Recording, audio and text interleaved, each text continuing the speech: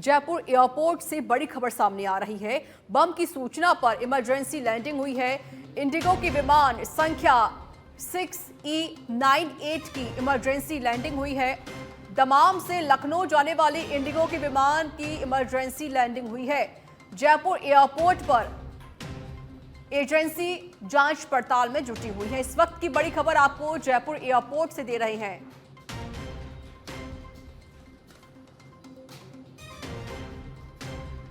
तो इंडिगो विमान की इमरजेंसी लैंडिंग की गई है।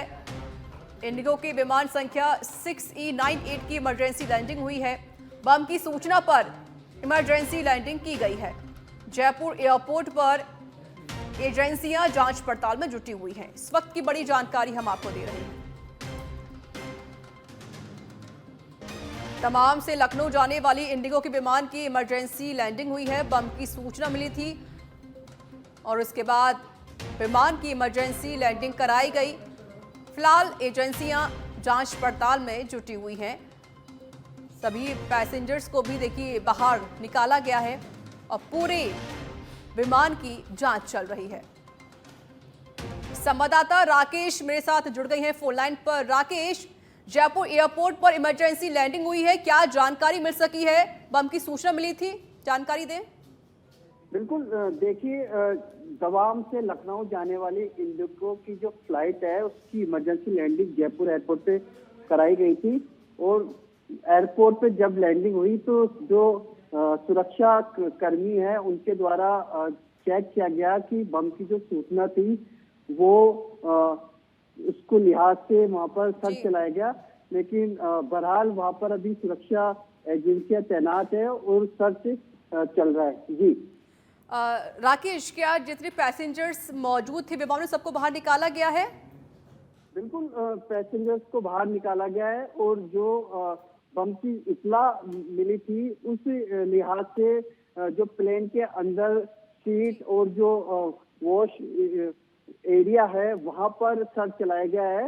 और इस प्रारंभिक अभी जो सूचना आई है बम की, इस तरह की इत्तला सामने नहीं आई क्योंकि ये ऑफिशियल स्टेटमेंट नहीं है, लेकिन एहतियात के तौर पर जो CIFS है वो भी तैनात है और सुरक्षा के लिहाज से जो एयरपोर्ट प्रशासन है वो भी मौके पर तैनात है। सारी एजेंसियां मौके पर तैनात हैं और पूरी जांच पड़ताल की गई है। लेकिन राकेश, जिस तरीके से आपने जानकारी दी है कि फिलहाल अभी ऐसी कोई वहां पर नहीं मिला कि बम मिला हो या कुछ और वस्तु वहां पर मिली हो, तो क्या ये खबर फर्जी भी हो सकती है जिसने जिस व्यक्ति ने इसकी जानकारी दी हो?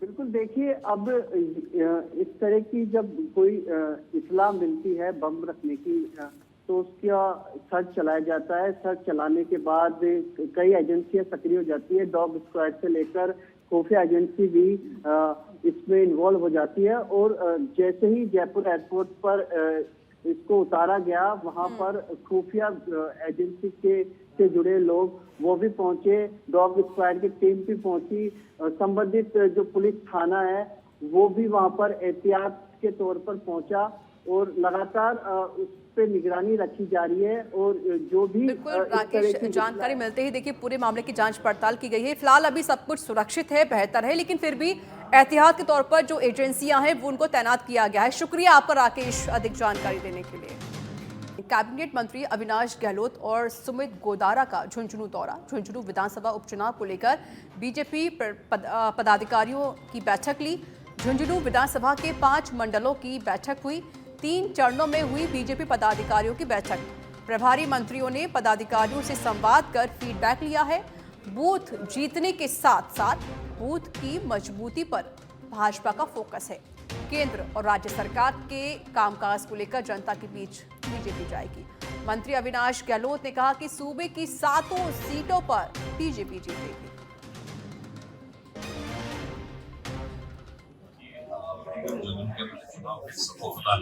संभवतः आज चुनाव कार्यक्रम डिक्लेयर हो जाएगा, चुनाव की तारीख है। भारतीय जनता पार्टी के कार्यकर्ताओं की, मंडल अध्यक्षों की, हमारे पदाधिकारी उनकी और जिन्होंने पूर्व से कार्यकर्ता टेबल लगाए उनकी एक सामूहिक बैठक 3 चरणों में हुई है।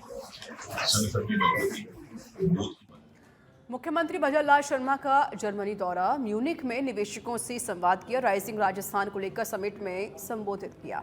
निवेशकों को प्रदेश में व्यापार के लिए आमंत्रित किया है मुख्यमंत्री भजनलाल शर्मा ने।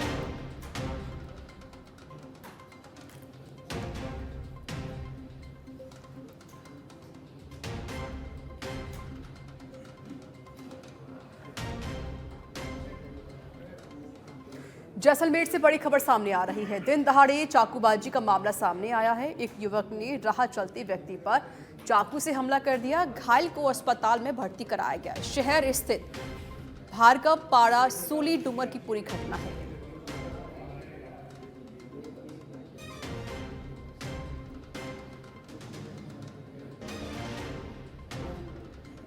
आकाशवाणी के लिए ड्यूटी पर जा रहा था, वहां से कोई सुरेश कुमार भार्गव, लाबूराम जी भार्गव घात लगाकर दीवार के पीछे बैठा था।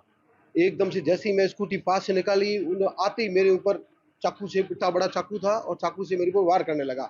सबसे पहले मेरे उसने आंखों पे चाकू मारा, आंखों मारा, कान पे मारा, फिर मैंने बचाव के लिए हाथ यूं दिए तो मेरे हाथ पे तीन चाकू मारे, फिर पेट में मारने लगा। पेट में मारती मैं उसको भागा वहां से, वहां भाग के और पास वाले घर के अंदर घुसा और लेडीज ने दलपत के घर पे घुसा, वहां लेडीज ने गेट बंद कर दिया और गले पे चक्कू मारे, कान पे भी मेरे चक्कू मारे, नाक पे भी चक्कू मारे, करीबन 10 से 15 वार किए। और अगर थोड़ा सा अगर मान लो मैं वहां गिर जाता तो ये मेरे को मार ही देता। मनोज कुमार भार्गव, ये घायल हुआ जो मेरा सगा भाई है। क्या कुछ हुआ था? कुछ पता नहीं, मैं तो उसके ऑफिस गया हुआ था 9:30 बजे। ऑफिस में मेरे को कॉल आया मेरे भांजे का कि सुरेश कुमार के नाम के आदमी ने मेरे भाई को किसी ने चक्कू मार दिया। फिर मैं इधर हॉस्पिटल आया हूँ, देखा तो भाई ने सुनाई बात। स्थिति टांके आए हुए, नाक में टांके और यहाँ मुंह पे गले में लगी हुई है। मतलब अटेम्प्ट मर्डर कोशिश की, मगर भगवान ने लाज रखी। बाकी तो उन्होंने पूरी कोशिश मारने की थी। पता नहीं इसके मन में क्या थी, हमें पता नहीं। आज तक हमारे से कोई झगड़ा हुआ नहीं, इससे कोई दुश्मनी थी, आपसे कोई रंजिश नहीं थी। उसने क्यों मारा ये मेरे को पता नहीं। हम भी अके बके रह गए, ऐसा उसने क्यों किया। इसको जेल में ही रखे, इसको मेरे का आजीवन कारावास करे, नहीं कर। जोधपुर से बड़ी खबर है। पुलिस कमिश्नर राजेंद्र सिंह के निर्देश में पुलिस की रेड पड़ी है। नट बस्ती में पुलिस ने डीपी राजश्री राज वर्मा की देखरेख में रेड की। पुलिस प्रशासन के वरिष्ठ अधिकारियों और आरएसी के जाब्ते के साथ रेड पड़ी है। अब शराब, अवैध हथियार की तलाशी के साथ खंगाली जा रही है सामग्री।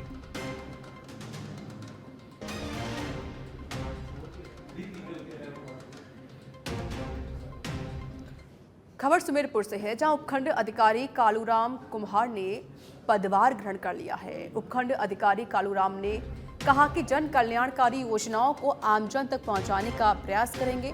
सुमेरपुर के विकास में गति लाने का पूरा प्रयास करेंगे। आमजन की समस्याओं का यथासंभव निस्तारण किया जाएगा।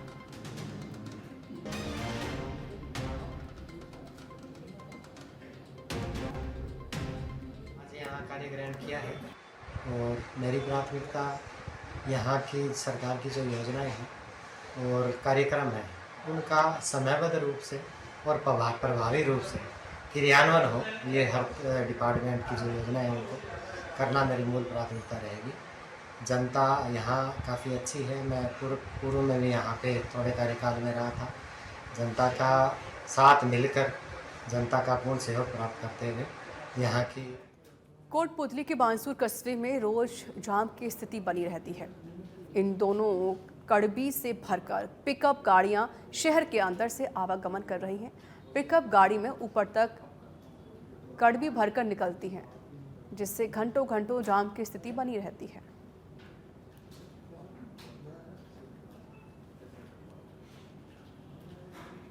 हनुमानगढ़ जिले के किशनपुरा दिखनादा के ग्रामीणों ने आज हनुमानगढ़ के जिला कलेक्टर कानाराम से मुलाकात की और गांव के राजकीय उच्च माध्यमिक विद्यालय के उप प्राचार्य राजीव कुमार और एक अन्य कार्मिक पर कार्रवाई की मांग रखी गई है। इस दौरान ग्रामीणों ने कहा कि उप प्राचार्य राजीव कुमार महिला प्राचार्य को मानसिक प्रताड़ित कर रहा है और एक अन्य कर्मचारी के साथ मिलकर राजकोष में गबन कर रहा है।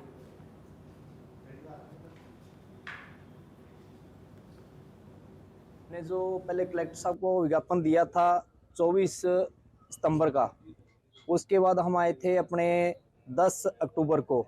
आज हम 15 अक्टूबर को फिर इकट्ठे हुए हैं जो हमारे राजीव गुदारा जी जो हमारे वाइस प्रिंसिपल के पद पे थे, उनके विकास करने के लिए हम जो मुद्दा उठाया हुआ है, जो हमारे स्कूली विचार नहीं बैठ रहे, बच्चों के भी नहीं बैठ रहे और हमारे ग्रामीण के भी नहीं बैठ रहे, क्योंकि उनकी जो शिक्षा वो करवाते नहीं है बच्चों को। और उन्होंने अपने स्थान पे एक लड़का रखा हुआ है 5000 में, उससे शिक्षा करवा रहे हैं और खुद वो राजनीति कर रहे हैं।